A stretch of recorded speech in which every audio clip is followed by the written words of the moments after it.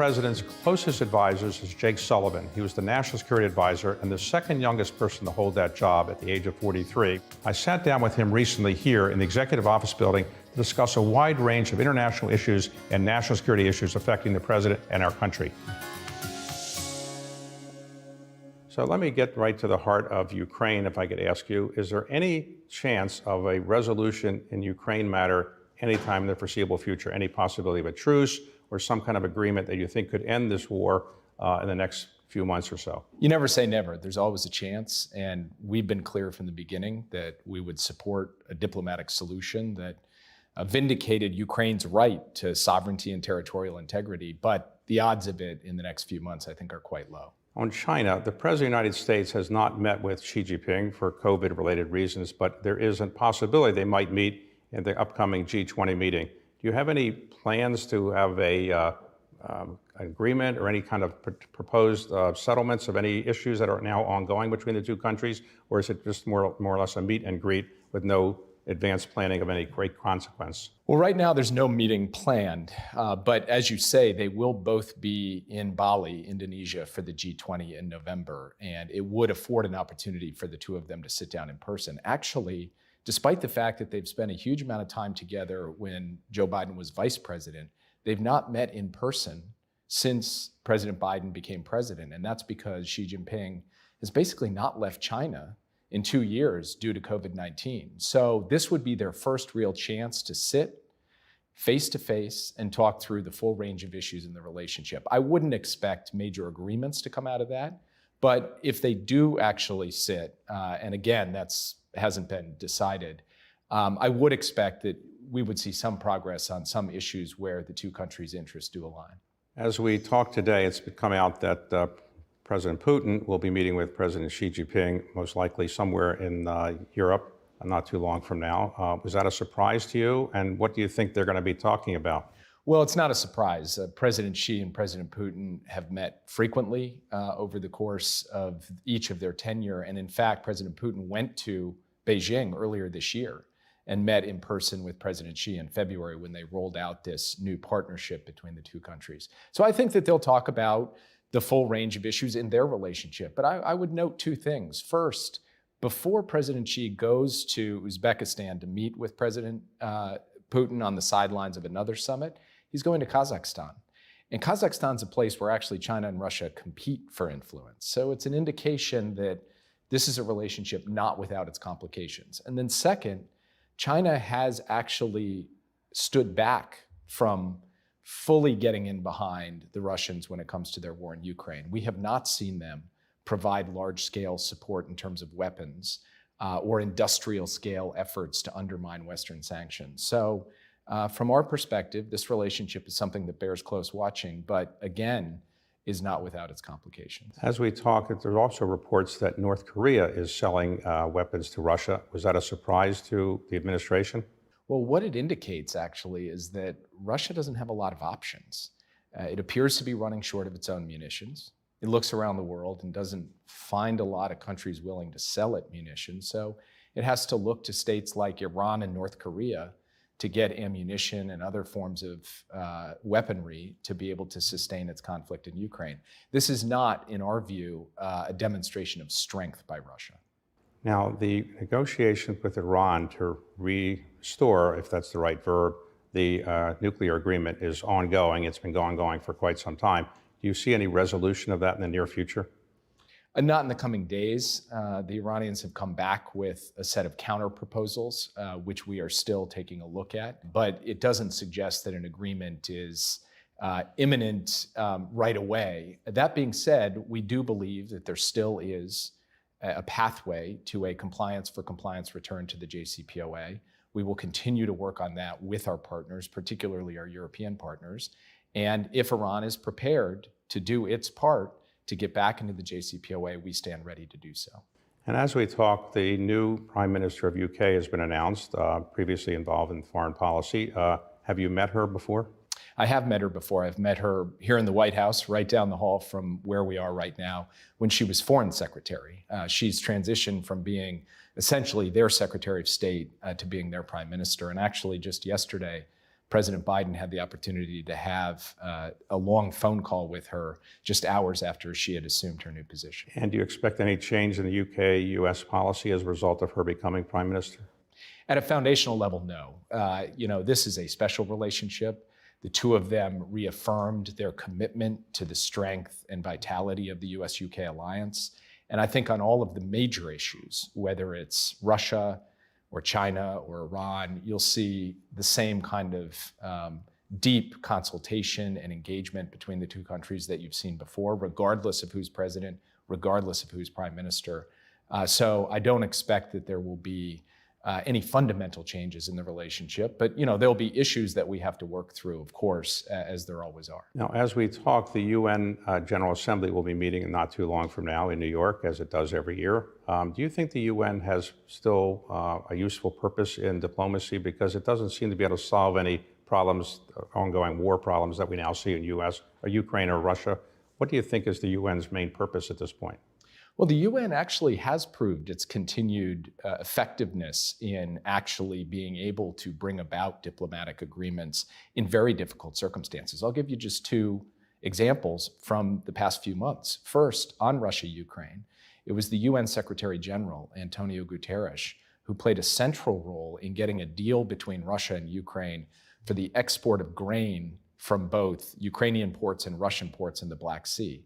That's helping the entire world with respect to lowering food prices and expanding access to foodstuffs at a critical moment. Second, it was a UN mediator working with our US envoy, the Saudis, Emiratis, and the Yemenis, who helped produce earlier this year a ceasefire in the war in Yemen, which had been the worst humanitarian catastrophe in the world.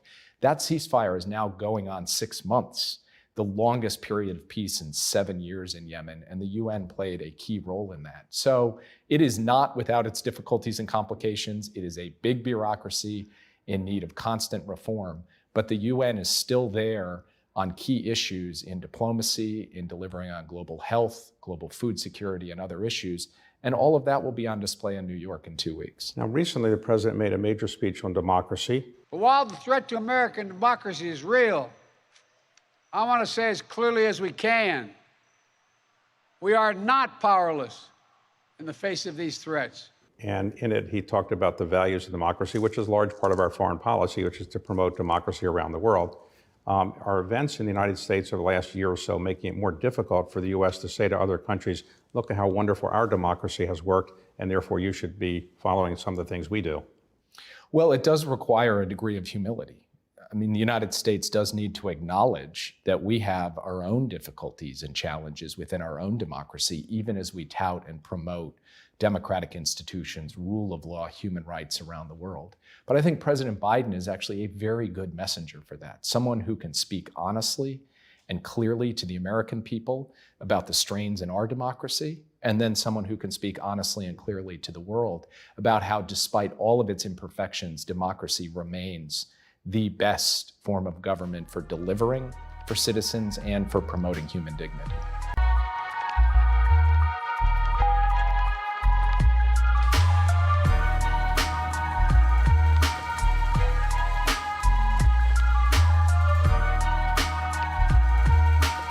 Let's talk a moment about your own background. You are not generally out there promoting your background. It's quite impressive, and I just want to let people know about it a bit. You grew up in Minnesota? That's right. And I guess you were a superstar in elementary school, junior high school, you were president of your class, president of student government. Is there anything you failed to do in high school that you wanted to do? Well, didn't win all the cross-country races that I wanted to win, I guess. Yeah. But you went to Yale. Yeah. And at Yale, you must have done reasonably well. You were elected as a Rhodes Scholar. And from Oxford, you later came back and went to Yale Law School. And you were a top editor there and became a Supreme Court clerk for Justice Breyer. So when you're having this career, did you ever think that you could make a mistake or your career could kind of go off the deep end or something because everything was working out perfectly?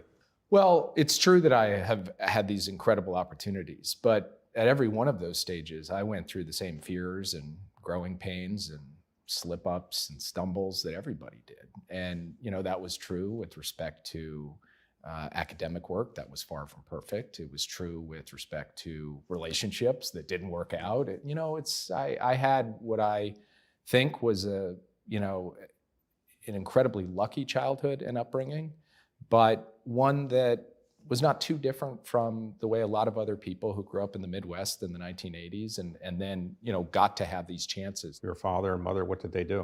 So my father worked on the business side of the Minneapolis Star-Tribune, which was the major newspaper in Minneapolis. My mother was a teacher and a guidance counselor in the Minneapolis public schools.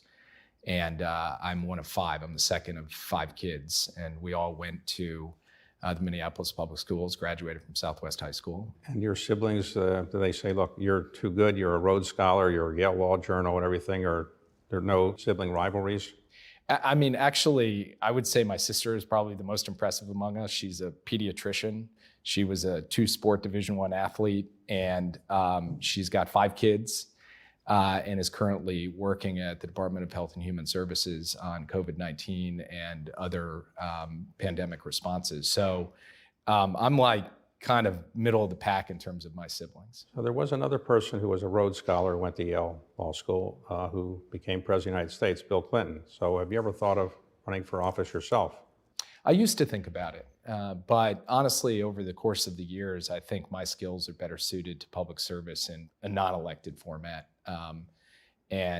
I'd rather help other people who I think would be better suited for actually running for office themselves. Let's talk for a moment about what it's like to be the National Security Advisor. The National Security Advisor office was set up, I think, in the Eisenhower administration, more or less, though President Truman had a National Security Advisor as well. Your job is to get in early every day, make sure there's no crisis, or if there is a crisis, tell the president. Are you seeing the president early in the morning and briefing him? Is that what you do, as many have done before? Yes, so in the morning we have something called the President's Daily Brief. That takes place in the Oval Office, and it's myself, my 2 deputies, and then the Director of National Intelligence who are there every day. And then we also bring in other cabinet members depending on what the subjects are being briefed, so that the president gets exposure to his full national security team over the course of the week. And we talk to him about things that have developed overnight around the world. And we also talk to him about longer term trends that he expresses interest in and wants to stay on top of. So it's a mix of both the immediate term and the long term. And it gives him a full picture of the challenges and opportunities in the world for American foreign policy. And then during a typical day, do you see him a couple other times, or do you see him at the end of the day as well? Well, just to take yesterday as an example, in addition to the PDB, Secretary Blinken and I had the opportunity to just sit with him informally for a little while before the cabinet meeting, so we could talk through a kind of tick list of issues that had been building up over the course of the last couple of weeks. And then later in the afternoon, we had this call with the British Prime Minister, and that involved some amount of time to talk through what he wanted to accomplish in that phone call, what we expected she would say to him.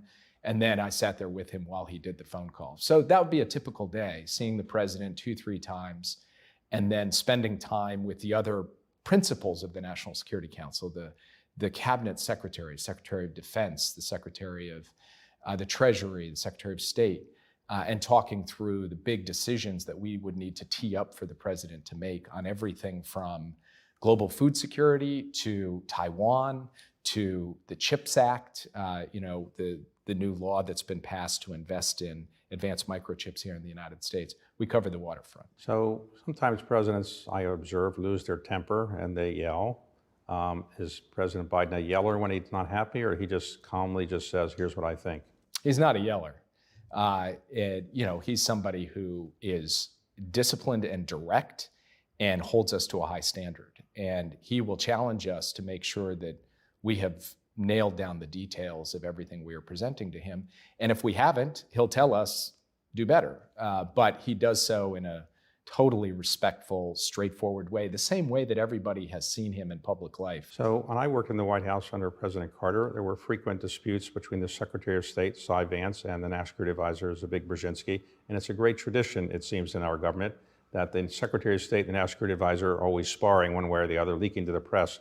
In this administration, I haven't seen a lot of leaks from your office or the Secretary's office criticizing the other person's office. So how have you avoided that problem? Well, a lot of it has to do with just deep mutual respect and straight up friendship. between myself and the Secretary of State. Tony and I have known each other for years. We're good friends. Our families are friends. That doesn't mean that there aren't debates. We don't have disputes because we have an open operating style. I think we both try to be nice people, but we do have debates. We disagree on certain issues, and the thing that I take very seriously is my responsibility to run a process that is open, humane, fair, transparent, and above board. And I try to do that so that his perspective, the Secretary of Defense's perspective, the Attorney General's perspective, depending on the issue, are all teed up to the president in a way in which they get their say. And then we work it out. And that has, in my view, worked quite effectively over the course of the past 19 months. And I consider it one of the central responsibilities of my position to ensure that that process is fair and effective. In hindsight, which is always 2020, is there anything the administration could have done to prevent Putin from invading? 6 months into this invasion, I'm fairly well convinced that Putin was going to do this no matter what. Let's go around the world for a couple of trouble spots. North Korea, any progress on getting them to give up their nuclear testing, or is that difficult to do? It's difficult, obviously, through multiple presidents going back to the Clinton administration. The North Koreans have continued to move forward with their nuclear weapons program. In the course of the past year, they have conducted a number of long-range missile tests. We have been warning about the possibility of a seventh nuclear test of a nuclear weapon, and we still think that that is something that is likely to happen in the coming months. We have also indicated to the North Koreans that we are prepared to sit down in a serious way, to conduct diplomacy, to, on a step-by-step basis, work towards the denuclearization of the Korean Peninsula. So far, the North Koreans have evinced no interest in that. China and Taiwan, there's been a lot of rhetoric from the US side and a lot of rhetoric from the Chinese side. Do you envision any real problem occurring where the Chinese might actually invade Taiwan?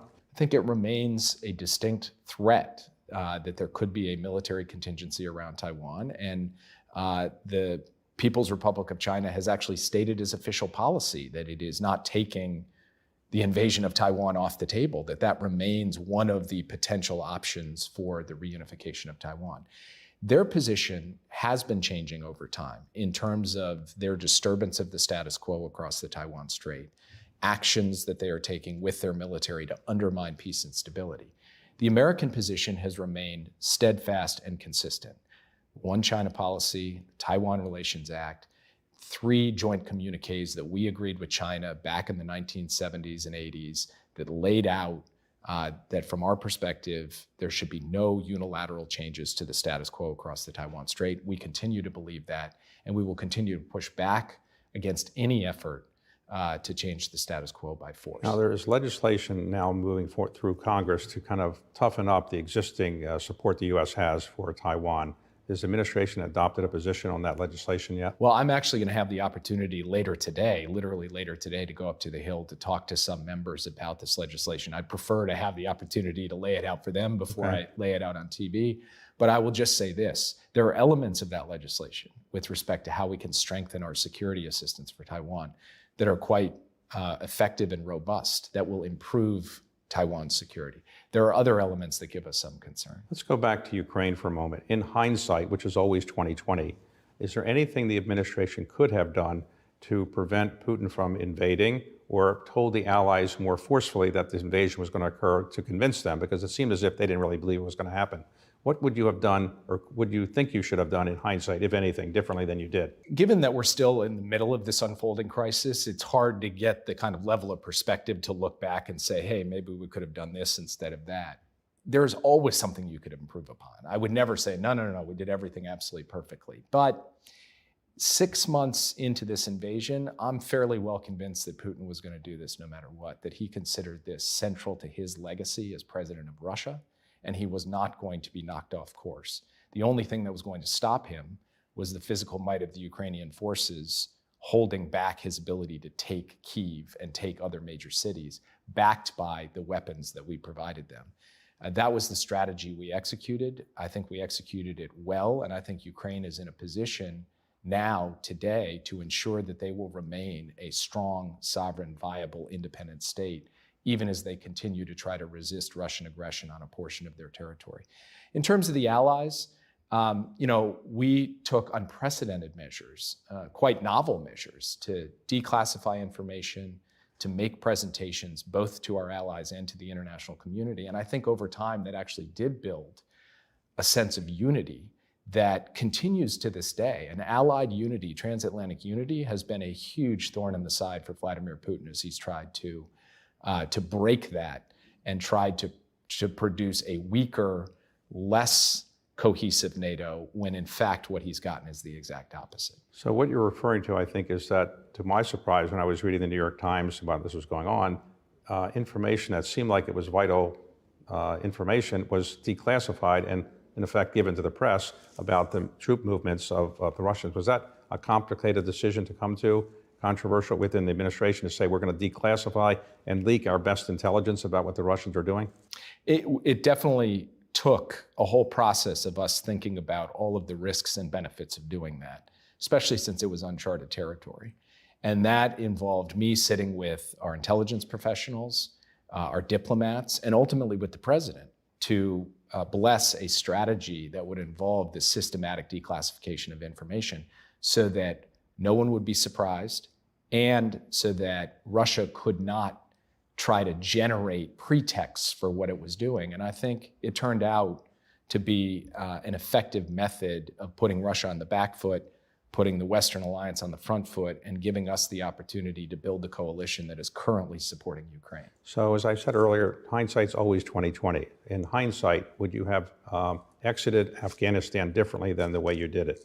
Well, at the end of the day, anytime you have a circumstance where you're ending a 20-year war with 20 years of decisions and mistakes that have piled up through multiple administrations, the exit would not be easy. There was no clean, easy exit. And I think the strategic decision to end that war after 20 years was absolutely the correct decision. Were there things that we could have done differently? I think the answer to that is always yes. And there will be time as I end up looking back and reflecting on that period to pinpoint what some of those might have been. But from my perspective, the underlying decision to end the war in Afghanistan, which the president took, I think, in a quite courageous way, was the correct decision. And 1 year later, to me, it is more, the time that has passed has only reinforced the correctness of that decision. Many people who held your job have a burnout after a few years. You look like you're in good shape and you're young. You're the second youngest person to ever have this job.